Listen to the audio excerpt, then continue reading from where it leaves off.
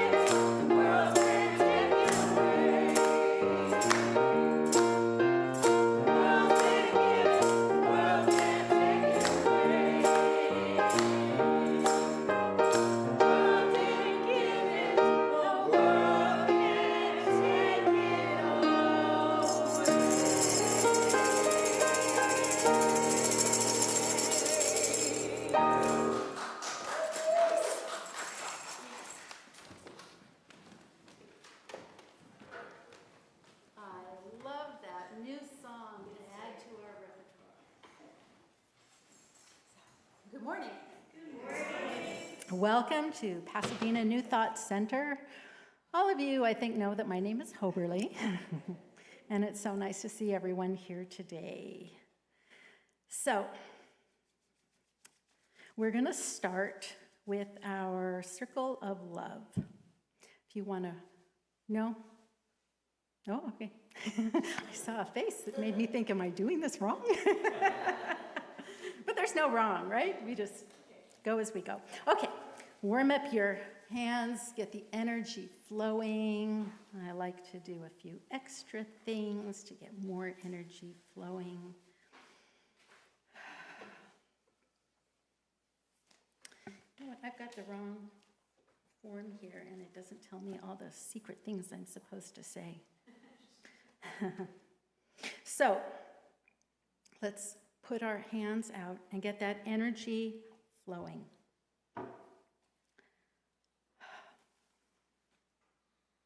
Walls come down, community is created when we acknowledge the God presence that is alive within each and every one of us.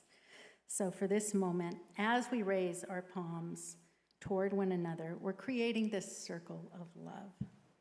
And if you're comfortable doing it, keep your eyes open and let's look at each other as we send this energy to each other, sending with the right hand, receiving with the left, and knowing that this loving energy is not only going to everyone here in this room, to everyone who may be watching this at a later time online, to everyone in our neighborhood, in our city, in our state, in our country, and beyond. And giving thanks of the power of the unity of this energy. There is no time, there is no space. So at any time as we are doing this, we are all doing this together. And knowing that it is bringing blessings that are unseen and unknown to us, but knowing that they are occurring now. And giving thanks for that. Namaste. So for my inspiration, those of you that know me know that I like to read a little story that has to hopefully do with the talk today, which is The Light That Shines. And I like to have stories that have a little bit of humor and have a meaty moral. Apologies to the vegetarians. So, a church-going woman bought one of those giant industrial flashlights because she was tired of fumbling in the dark during power outages. She proudly told everyone, "This thing can light up half the neighborhood." A week later, the power actually went out. The whole street was dark. People were peeking out windows, stumbling around with candles and phone flashlights. So she grabbed her giant flashlight, marched outside, and confidently, nothing happened. Dead batteries. After a few embarrassing clicks and some church-approved mutterings, her neighbors came over. One of her neighbors came with the tiniest little flashlight imaginable, one of those little keychain lights. It barely looked bigger than a cough drop, but it worked. Together they walked house to house, helping neighbors find candles, check on elderly residents, and calm frightened children. Later she laughed and said, "Well, apparently God wasn't looking for the biggest light, just one that was willing to shine." And that's how it is with us. We may not feel especially powerful, talented, wise, or important, but even the smallest light changes the darkness around it. A kind word, a prayer, a smile, a helping hand. These things shine farther than we realize.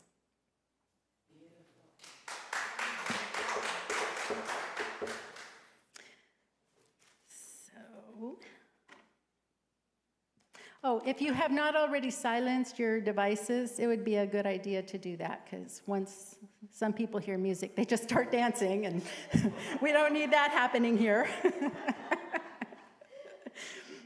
Okay, so let's say our statement of being. It's in the front of the book, if you don't have it memorized. I am spirit. I think, see, feel, and live as spirit in the presence of God and through the power of God in me, am able to manifest the perfection of spirit in mind, body, and environment. And we are going to have a fabulous service today because Reverend Judy Osuna is here.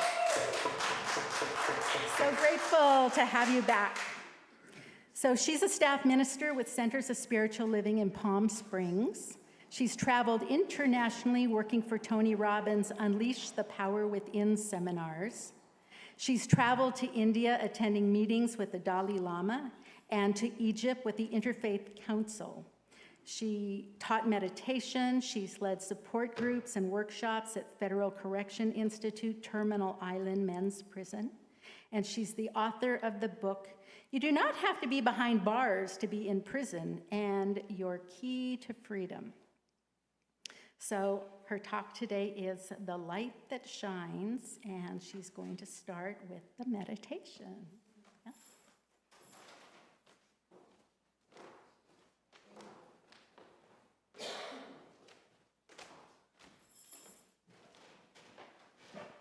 Well, I have to give you another bio. That bio and about $8 will get you a cup of coffee at Starbucks, I believe. But thank you very much for the warm welcome, you guys. I invite you just to take a deep breath in. Breathing in that life-giving energy that sustains and maintains each and every one of us. The energy of love, of light, of wisdom, of health, of wholeness. The all-giving good of God. That oxygen, that breath is always there, but the deeper we breathe it, the more we take it in, the more we circulate the oneness of spirit in each and every one of us. There is but one light. There is but one life, and that life is God's life, and that life is our life now. And as we breathe, we contemplate the generosity of that breath. The world can't give it, and the world can't take it away. That is your breath. That is God's breath.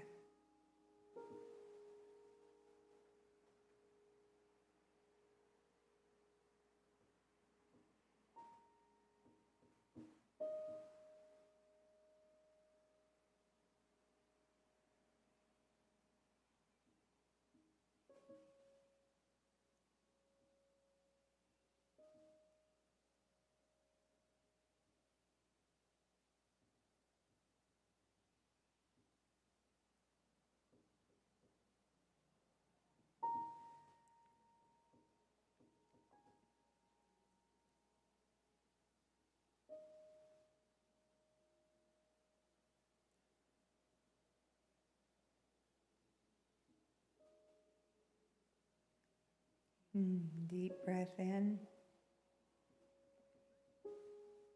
and deep breath out.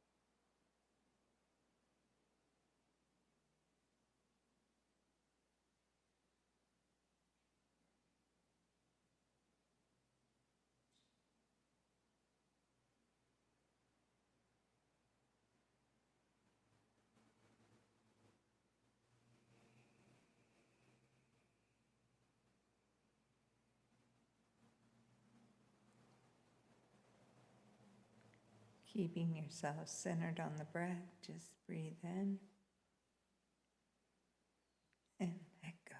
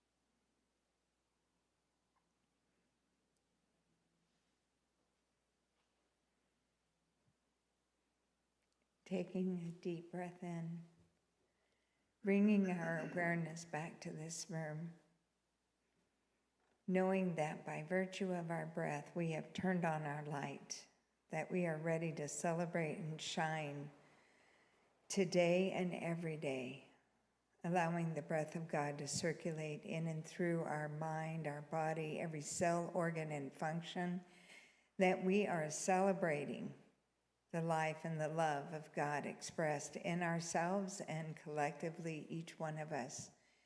Here today, we are celebrating the life of love, of power, of presence, seeing the light in all of it, knowing that the world can't give it and the world can't take it away. We are reminded with every breath, I choose love, I give love. I choose light, I express light. And in that choice, we simply give thanks. Thank you for this and so much more. And with the breath of kindness, we simply let it go, let it be. And so it is. Amen.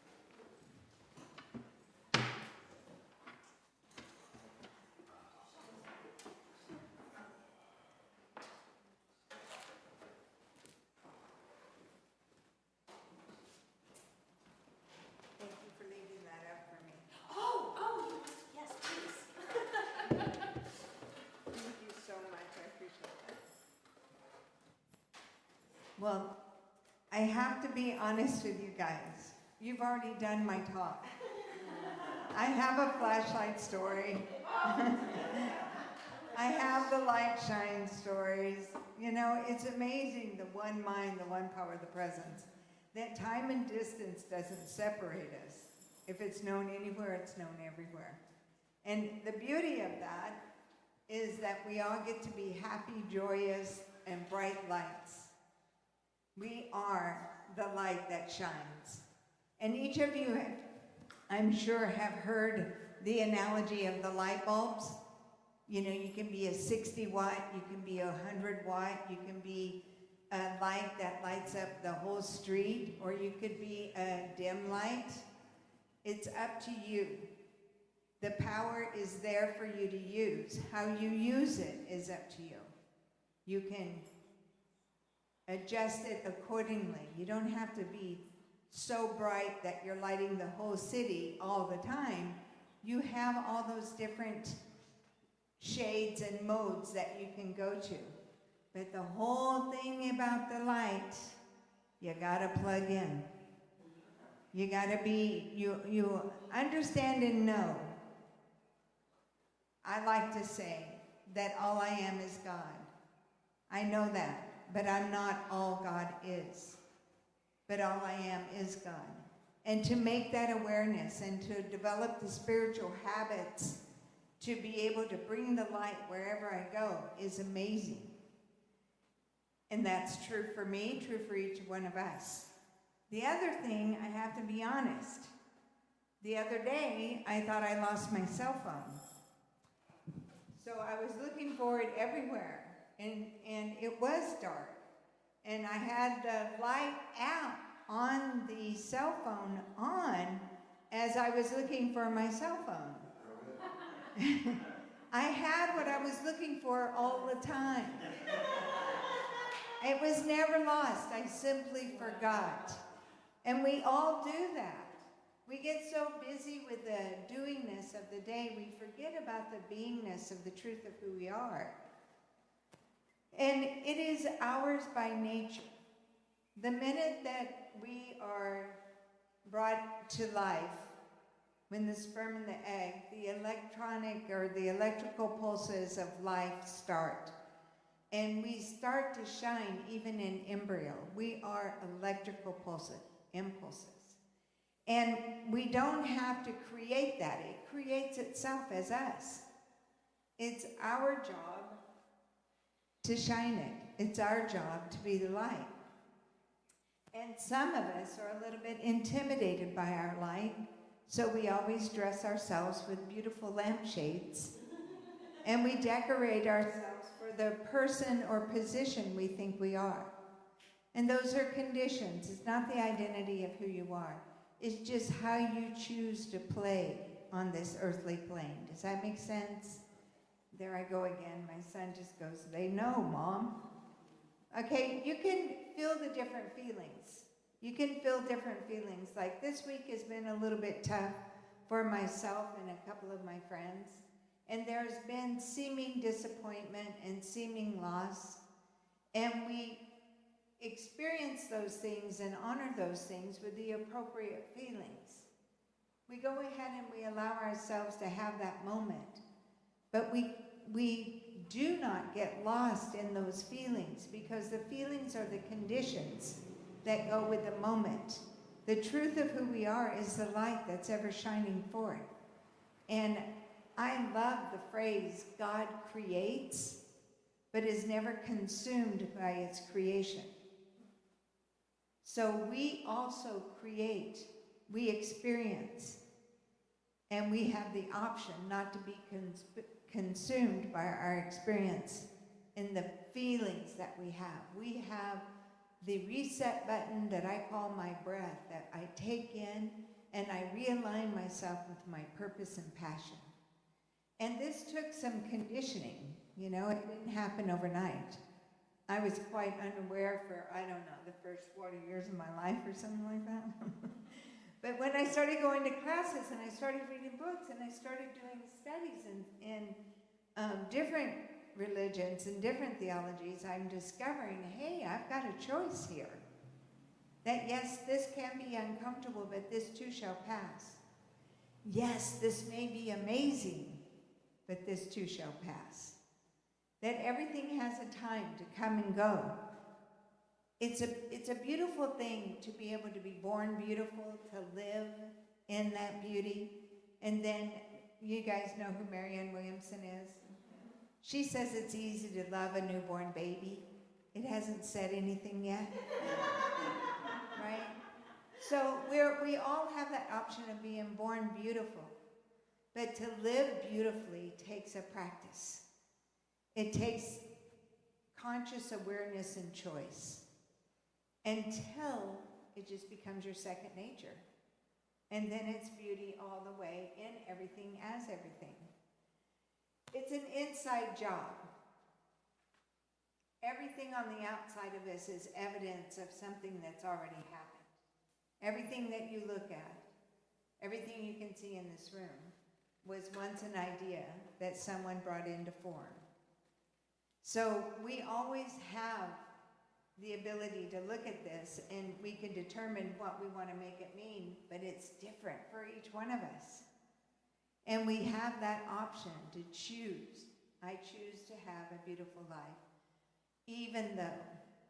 And I think when I first met you guys, and I told you about my son passing, that I had to live with that, even though, and do the tapping and everything, even though he's not here, I still love him. Even though he's not here, I still have a beautiful life.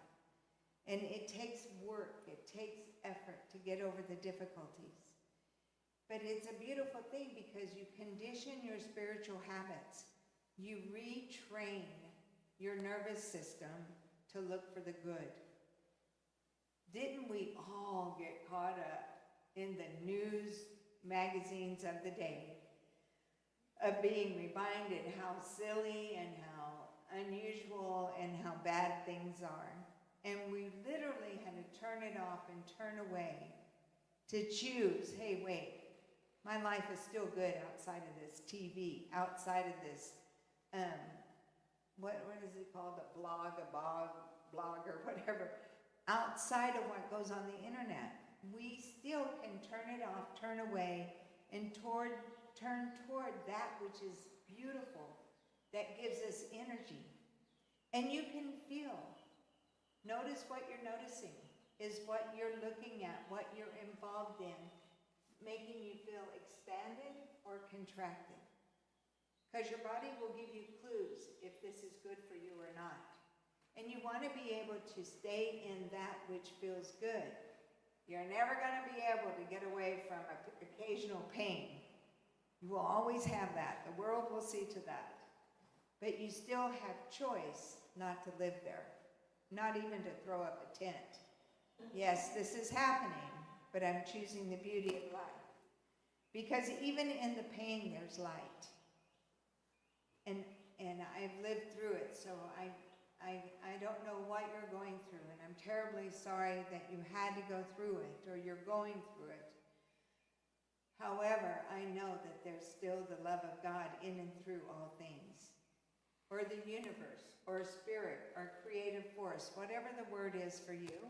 I don't mean to off-put anybody, but my associations are, we are in a church on Sunday and we are talking about God. So please know that I'm not telling you what to think, but that's just a common word I use. And Charles Fillmore, like Jill said in her announcement, the light of spirit is never absent. It shines in and through all creation. What part are you? Is all? All, Judy? Oh. We're not reacting to what's happening out there. I hope you guys know that. We're not reacting. We all can hear the same thing, and we all can experience same things, but each one of us is going to respond differently because we're reacting to what it means to us. We're reacting to how does this make me look? How does this make me feel? We never experience anything exactly the same. We're all going to have the experience through our perception of what this means to me. So with that, knowing that all these things are out there and everything's available, to be able to choose a deep breath and say, you know, I'm just going to take a deep breath of God, spirit, creation. That breath is a natural anesthetic. Not only does it help you feel better, it also helps get rid of the toxins in your body. So breathe the beauty of life. We all look at different things and we all think somebody else might have it better or different, more, or am I the only one like that? I'm not sure. I want to make sure I'm saying the right talk today. But I remember hearing a story a long time ago about these two gentlemen that were in a rehab facility. And they were in their hospital beds, and one was by the window and the one was by the door. Every day, the guy by the window would explain what he sees outside, and he'd make it sound so beautiful, the man over by the door wanted to see it. And they were bed-bound, so it wasn't like he could get up and go walk to the window. But every day, the man by the window would just describe the most beautiful scene. And every day, the man by the door would get a little bit more envious. I want what he has, right? So one night, the man by the window had a difficulty and he couldn't breathe. It woke the other man by the door up, but he didn't call for help. The man passed away. And as they were taking the man out of the room and cleaning up the area, the man by the door says, I don't want to be insensitive, but can I have the bed by the window now? And the lady said, of course you can. She moved him over by the window, and he looked outside, and there was only a brick wall and a cement roof. And he said, I can't believe this. He goes, my roommate always said there was a beautiful park with loving couples holding hands and people walking their dogs and children playing with balls. And he goes, he can't see any of that. And she goes, that is correct. The man was blind. But the man by the window shared the beauty that was him, in him, every day to somebody that couldn't see out the window, even though he couldn't see.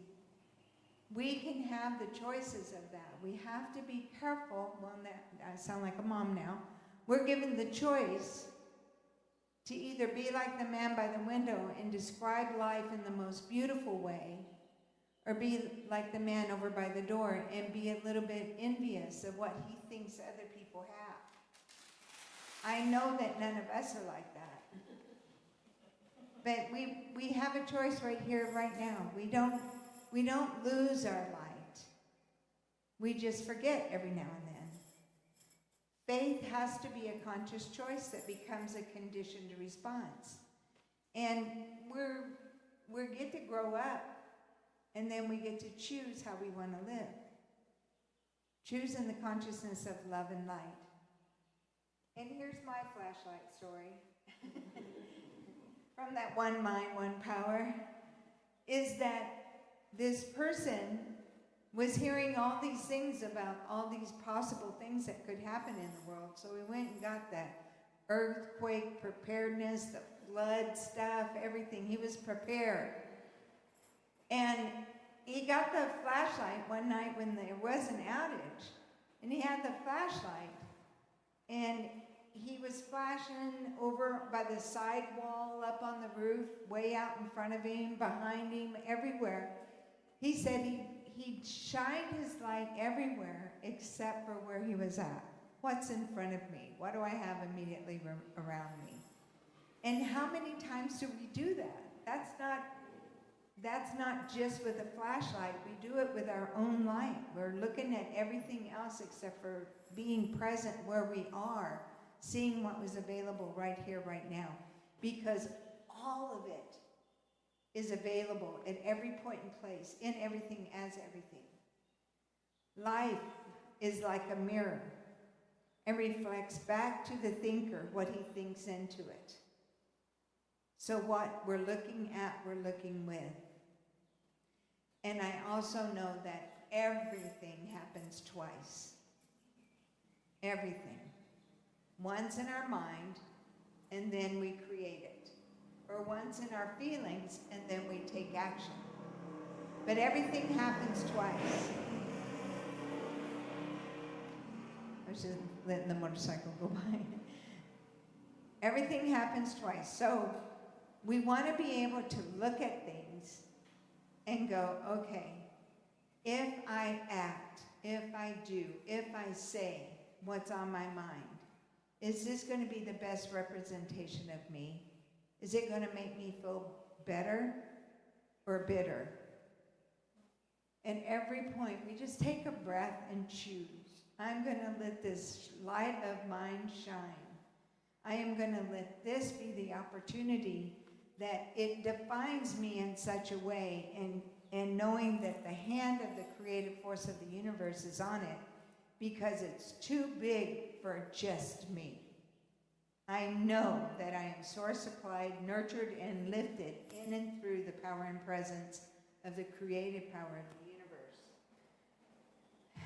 Did you know that you inform the formless into form?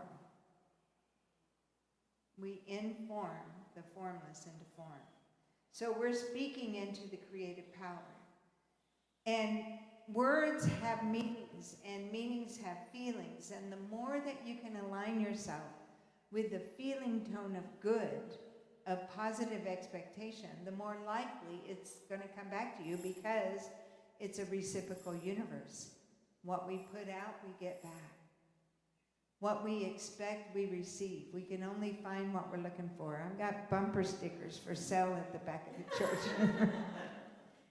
In Matthew 5:14, it says, "You are the light of the world." That's a pretty powerful statement. It also goes on and says, "A city on the side of a hill shines bright, so that people can see the good works, that not only are you being generous in your efforts, in your service, but you also have the joy of service." It sounds impossible until you actually feel the benefits of it, and then you can do it easily and effortlessly, which I already know all of you do. But I just want to let you know that the light is what carries you through every situation. That light, that love. You don't have to tell your heart to beat, it's beating for you. You don't have to tell your stomach to digest, it does that for you. There's so much support in the world. It's unbelievable how much we're given in just one day. Everything and anything that's happening to you is happening for you.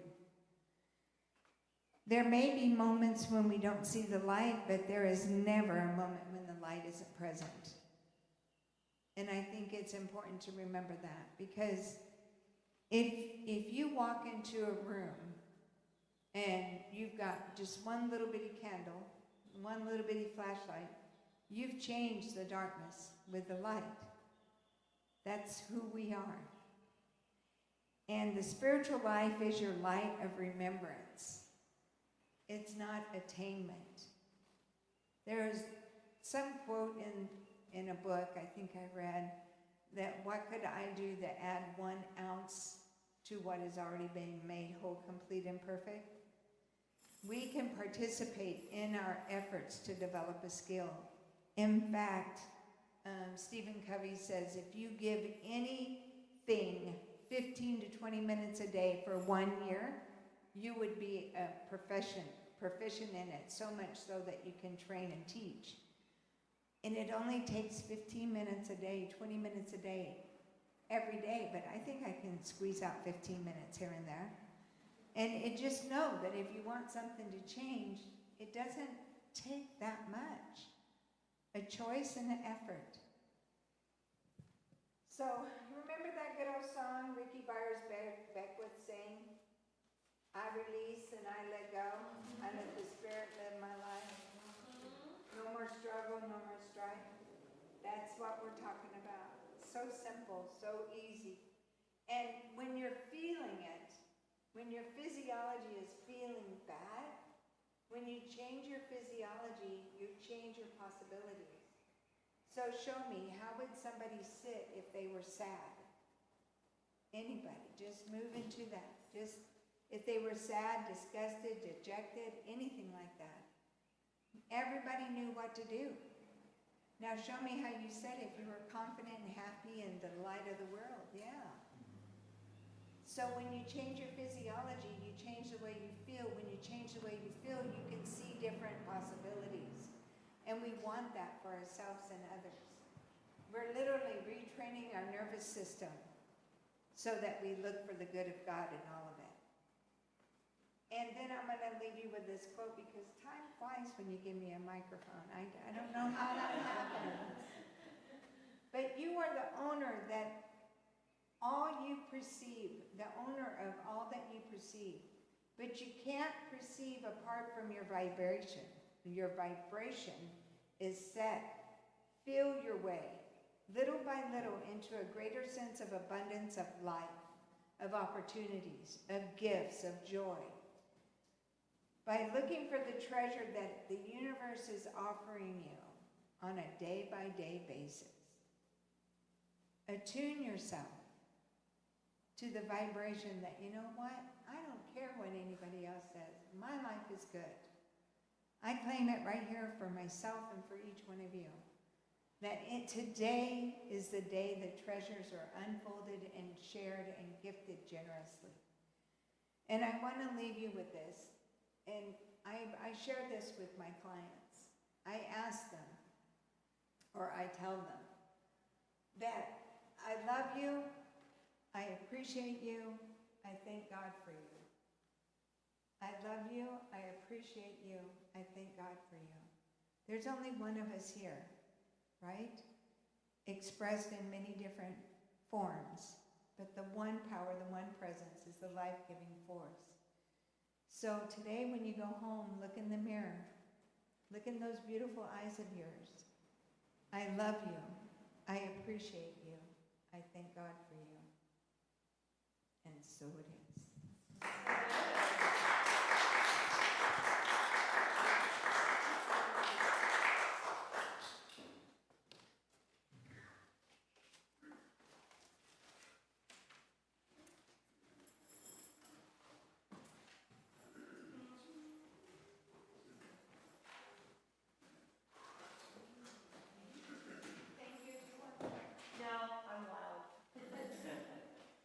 Our time to give a portion of that abundance that we've received in life, to give it back, knowing that everything that we give joyfully, lovingly from our heart comes back to us tenfold.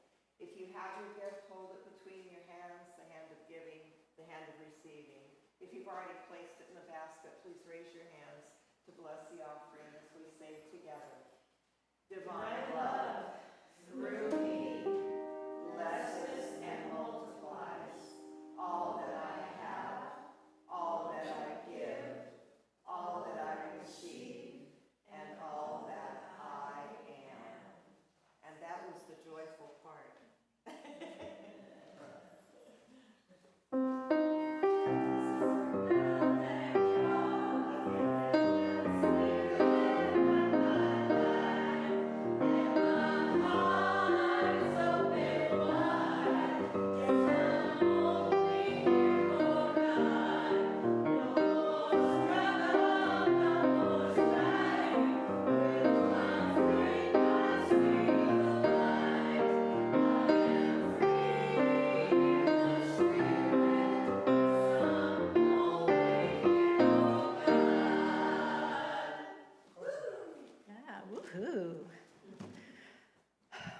So before we conclude with our final song, we'll have some gratitude for everyone who brought this service together, starting with Reverend Judy. Yeah.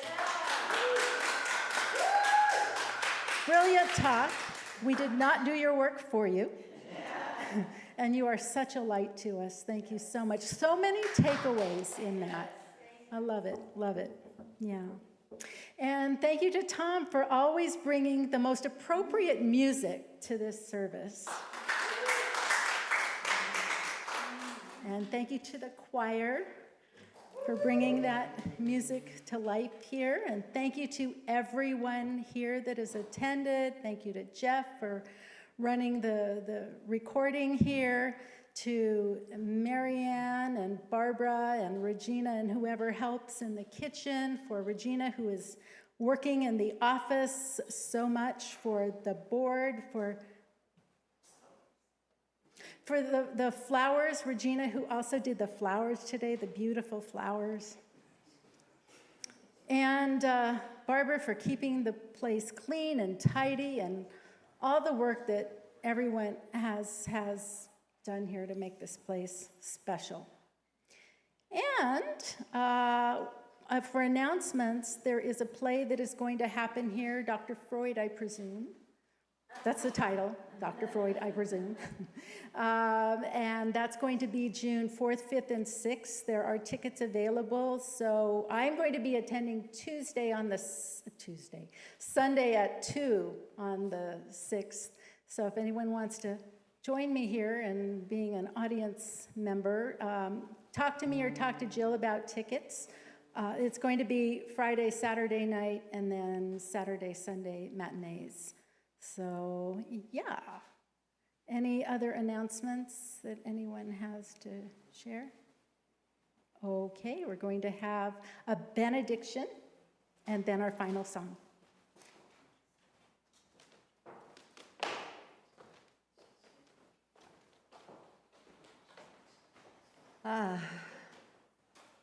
How sweet it is. How sweet it is, whether it's one person, 20 people, or 200 people.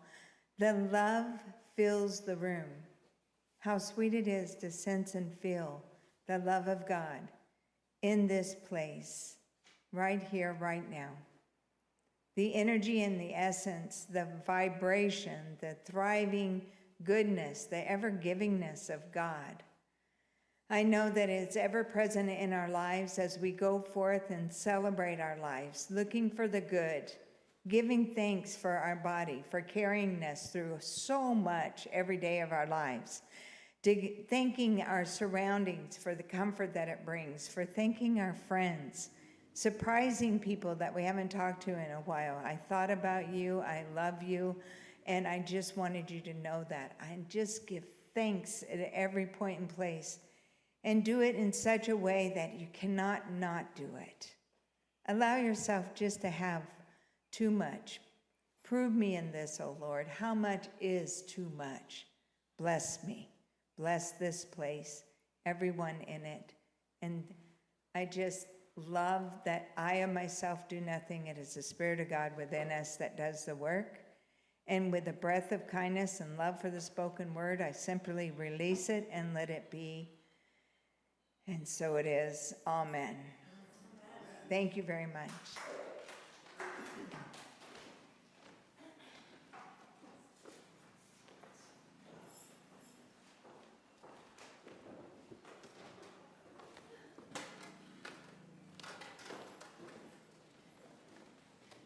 In your book, the song is Hands of Grace, under the H's.